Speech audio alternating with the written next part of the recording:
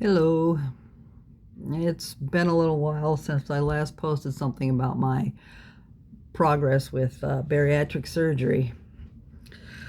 I'm going to address something today that is unfortunately a pretty big issue for the most part. Um, Constipation. Because you're not eating as much as you used to, because your stomach is not as big, and you're not able to take in any kind of fiber unless it's part of the protein stuff that you're consuming. You're going to be bound up. It's frustrating, nauseating, and ultimately kind of painful. Um, Before I started taking a more active role in trying to ease the situation, um, I gave birth a couple of times to some rather chonky, hard stools. Expect it. Unless you're taking in your 64 ounces of fluid a day, unless you're making sure that everything stays lubricated, taking stool softeners and what have you, um, it's gonna hurt. Um, because again, you're not taking in a whole lot of fiber, vegetables, fruits, anything like that, grains, the kind of stuff that helps move things through your small and large intestine. Your bowel movements are probably going to slow down. That's to be expected because of the lower intake in food in general, and um, food that encourages pooping specifically. Uh, that will change as your diet changes. But for the first couple months after surgery, expect to suffer just a little bit. Um, it's rough. It's frustrating. Um, as the best way that I could suggest for that works for me is hang on to the cup. Keep it in your hand at all times. That will remind you when you're, especially when you're busy, that will remind you, hey, I have to take a sip of water or a sip of milk or a sip of whatever. Preferably water. Water is going to be a necessity for you. Uh, Straws not recommended, not because they interfere, but because when you're drinking with a straw, you tend to take in more fluid than you should. And when you swallow that, it hurts. It's water, but it hurts. Believe me, it's like a rock sitting right below your breastbone, and it'll sit like that until the fluid starts to move through your stomach and down into your intestine. Um, it's uncomfortable. Believe me, it's uncomfortable. Um, and it can be nauseating for sure. Uh, your food intake will also be a whole lot smaller. Um, but you need to make sure that you're taking in enough water, milk, protein shakes, anything that has moisture except alcohol, or soda pop, because carbonation will do a number on your stomach. All that air bubbles will build up in there, and I'm telling you, you will feel bloated and nauseated. You'll probably throw up. Um, Carbonated drinks are out. Caffeinated drinks are also, for the time being, out. Um, Caffeine tends to make you need to go to the bathroom more. It's good for bowel movements, but it also takes water with it as well. Uh, so yeah, no caffeine, no carbonated beverages, no alcohol. Please, no alcohol. You don't want to. Alcohol contains a lot of sugar, a lot of sugar. And the unfortunate thing with a gastric bypass is that because your stomach is so much smaller, and because you haven't been used to, if you've been following your liquid diet and everything the way you're supposed to, you haven't been used to the sugar, you haven't been used to the carbs. When you intake too many carbs, it results in a dump where everything just goes straight through you and out the other side. You don't take in any calories, you don't take in anything. It's just in and out just that quick. You'll spend a lot of time on the toilet. So stay away from carbs, stay away from sugar, stay away from alcohol. As your stomach, as the swelling goes down and as you start to adjust better, you might, but I would talk it over with your dietitian, with your gastric team, your bariatric team. Talk it over with them to see exactly how much alcohol you can take in before it makes you sick. You don't need it. Please, you don't need it for your health, because if you've done this, you're doing this for your health. And part of that is getting rid of all those bad habits. Anywho, be careful what you're drinking, but make sure it's something that will help you keep your tissues moistened, lubricated, keep your blood flowing, keep you from being dehydrated. Gatorade's really good. Sugar-free Gatorade is really good, because it's got all the electrolytes that you need as well. But yeah, as long as you stay fairly well hydrated, you should be able to have, if not your usual regular bowel movements before the surgery, at least some kind of decent bowel movement after the surgery, and hopefully without pain. I learned the hard way. Constipation has been my pal, my friend, my lifelong companion for a very long time. So it's not a stranger to me to not being able to go to the bathroom. However, as large as those particular movements have been, and as painful, especially trying to give birth to them, keep yourself hydrated. Keep yourself hydrated.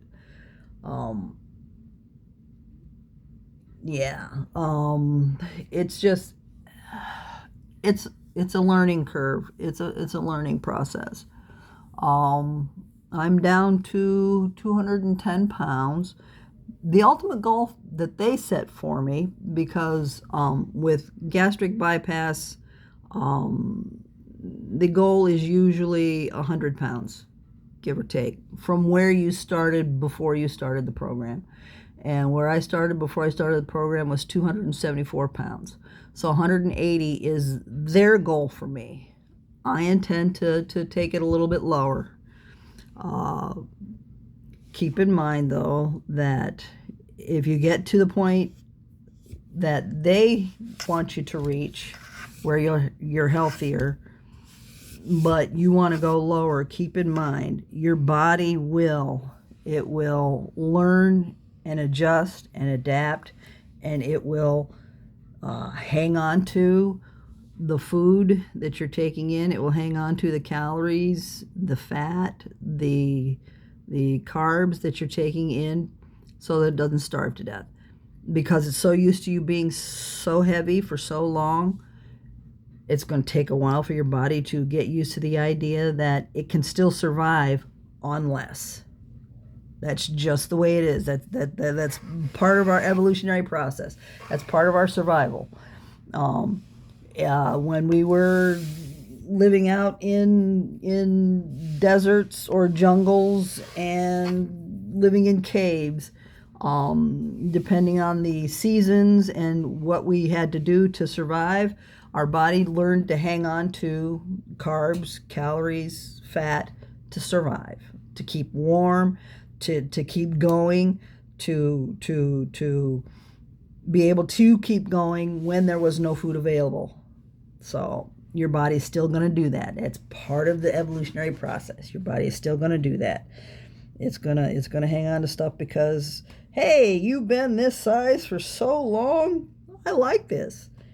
And no, I'm not gonna let you get rid of it because that means you're not feeding me.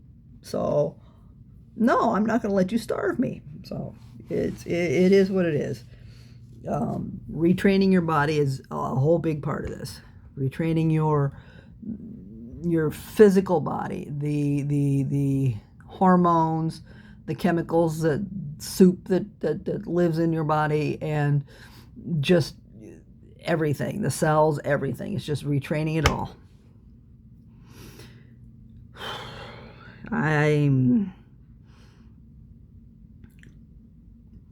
It's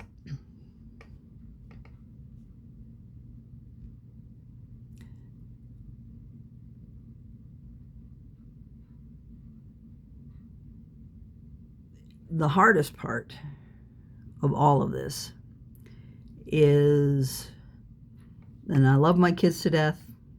I'm very grateful to them for inviting me to come live with them when after my dad or my husband died, because they were worried about me, and I'm very grateful to them. But the hardest part about living with my kids is smelling the wonderful foods that my daughter cooks for her husband, that she used to cook for me, and I used to cook too. We shared the duties. Is smelling all that wonderful food, knowing I can't have it. I miss potatoes. I miss broccoli. I miss macaroni and cheese. I'll be able to get those eventually, later on down the road, but not to the extent that I used to eat them. My eating habits were horrible. I would get a plate of food. It would be a decently sized plate of food. And despite the fact that I love food, love the way it tastes and everything, I barely tasted it. Growing up, we scarfed our food. I mean, we didn't hesitate. We didn't slow down. We didn't do a whole lot of talking. It was just this. It's a habit that I regret,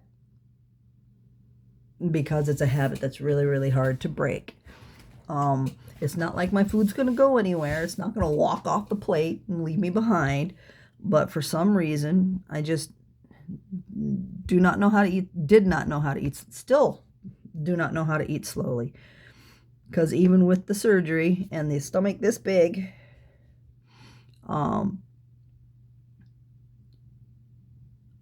I have a hard time pacing myself when I'm eating. I eat something like this, little cottage cheese, and it's spoon after spoon after spoon. If I don't hesitate a little while between the spoons, it stacks up in the stomach and starts to cramp and feel nauseous. That's one thing you need to work on. Everybody needs to work on after this surgery, is pacing yourself, slowing down how you eat, changing how you eat. Especially if you just shoveled it in because it was there. That's another thing that's going to change for you. You won't be able to eat everything that's there.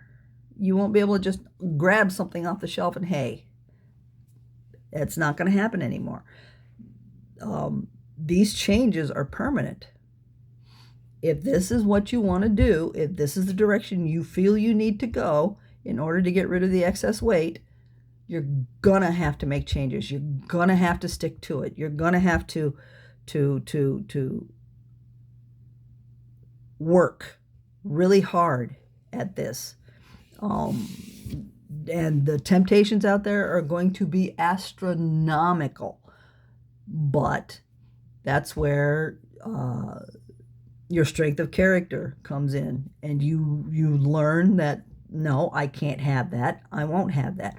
You're not going to be able to eat ice cream anymore. You're not going to be able to sit down and eat a quart of ice cream, a pint of ice cream anymore, because you'll have that dump, and you'll be spending most of the time in the bathroom getting rid of what you just ate, because it'll just go straight through you. No more big birthday cake. No more 5 donuts. None. No, no. The carbs have to go. The simple sugars have to go. Complex carbohydrates are great. Potatoes, certain pastas, especially if they're plant-based pastas, and they're making more food, more pastas out there, more pasta dinners out there with plant-based. This, it's a little bit more expensive than regular macaroni and cheese, but this is completely plant-based, has absolutely 0 carbs in it. It is perfect for someone who's got hella good protein. It's got 14 grams of protein per serving. This stuff is awesome, and it tastes wonderful. It tastes great.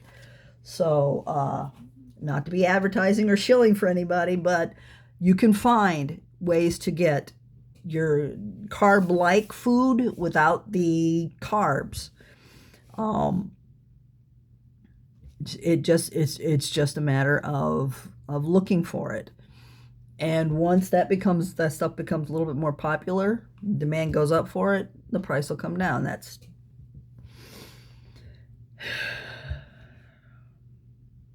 so good luck.